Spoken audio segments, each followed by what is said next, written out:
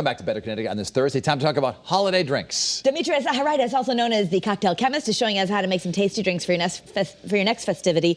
Because if you're going to have people over your house, it's a lot easier to just make a signature drink or one or two, rather than have a whole bar, right? It's easier for you as a host, and your guests will enjoy it too because you put some time and effort and thought into it. Okay.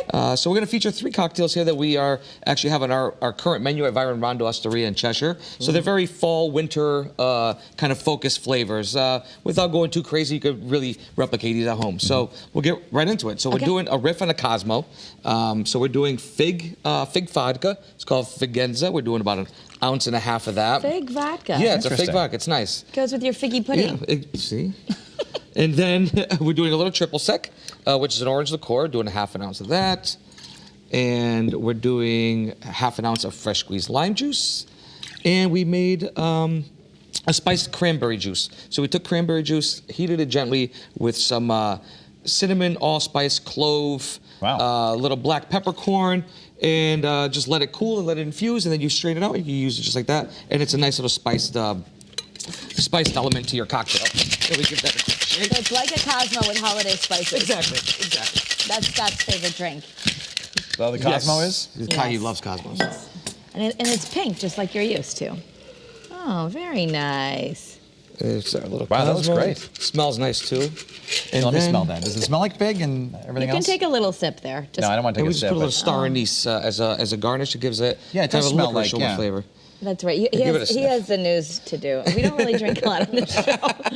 Generally, Scott's they not frown here. upon us having alcohol, particularly I just took a sip because I want to prove to you that it's good. It's good. Thank you. And Thank a you for the Cosmo is team. I essentially a love it. martini, right? It's a martini.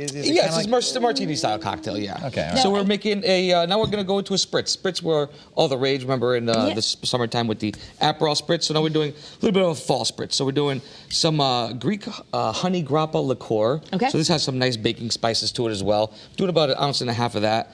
About 1.5 ounces of cider. You could use your favorite local cider. Obviously, Connecticut, we're full of farms that make their own cider. Yeah. And then we're going to use some ginger beer. Ah, Do a that's couple so ounces of popular ginger with the beer. Moscow mules, right? Exactly. And then our Prosecco on top. And that's it. Then we give it a little stir. Now, I usually just put out a bottle of Prosecco for my guests, but see, this is fancier. So then you can... You can leave everything out for your guests and make them do it. Put a cinnamon stick in there, and So that's nice. it. And it's, it's a wanna little take bit a whiff of lighter. that and- See? It does have a nice smell to it, yeah. Well, it smells strong, to be honest with you, but But it's not. it's not, okay. It's strong aromatics from the honey liqueur. It'll I be was a here for bartender you in a at previous 6:30. life. Were you really? Yeah, at the Pillar House in Newton, Massachusetts, we used to make Attaboy, nice. Manhattans and martinis. It's all we made, pretty much. All right, We make a ton of those still. Yeah. Final So- minute, but I know you can do So it. now we're doing just like a spiced pear cocktail. So we're doing some Bounty spiced rum. We're doing about 1.25 ounces of spiced rum. We're gonna do pear liqueur. So this gives us a little sweetness too. About 1/2 ounce of pear liqueur. And we're doing 3/4 ounce of fresh squeezed lemon juice. Yeah. And then just to give it a little froth, we're using this Fee Brothers. Instead of using an egg white, we just use a dash of that. And this is gonna give us a nice froth. Yeah, the whole egg white thing in the drink makes me a little nervous. I know It makes some people, I like it, I don't mind it. A lot of people don't mind it, but then there's a lot of people that either are vegan and they can't have it, and we would like them to enjoy cocktails as well. Egg whites are popular in drinks now, Dennis, because they make them frothy like Nice a and latte. frothy. That's interesting. Yeah, like the latte. Like the latte that he You doesn't don't order. get. So we're doing that, and we're just putting a little bit of this, it's a honey soda, Okay. and that's a little honey Beautiful. soda on top. Amazing. We're going to have all Demetrius, these this is great. recipes. If you go to betterct.com, and also Demetrius is the cocktail chemist on Facebook, you'll find them there. Thanks, Dennis. Bye, everybody. Bye.